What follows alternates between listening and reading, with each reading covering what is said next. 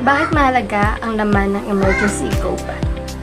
Hi guys, ako si Jazzy Aruelo at ngayon pag-uusapan natin ang isang bagay na pwede magligtas sa buhay natin. Ang emergency go bag.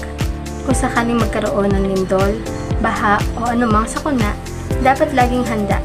Kaya tara na, isa-isahin natin kung ano ba ang dapat laman ng ating emergency go bag at bakit ito mahalaga.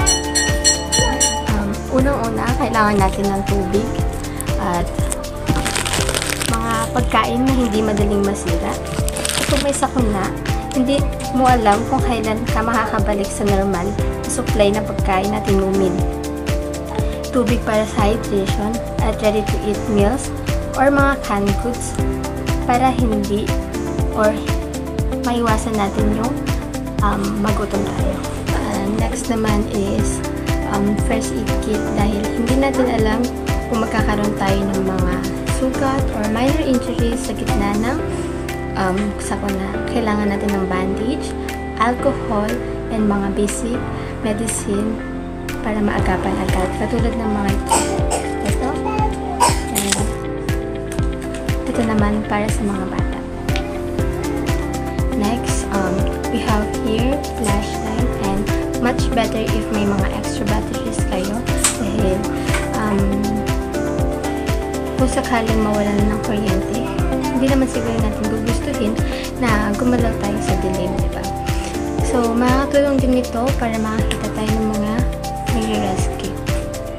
So, we have here hygiene items dahil kailangan pa rin natin maging malinis kahit may sakuna. Here are the examples, like kunwari is shampoo, toothpaste, toothbrush, deodorant, mga ganun po.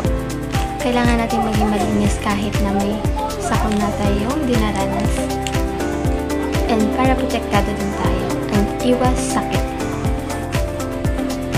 Also, kailangan natin ng personal document katulad nito, kopya ng ID, birth certificate, or mga insurance. Mahirap kapag nawalan tayo ng mga papeles. Kailangan pa nating rehistro, kailangan pa natin magpunta sa mga ahensya na tutulong sa atin para mabalik yung mga papeles natin or para matulungan tayo para gawan tayo ng panibago.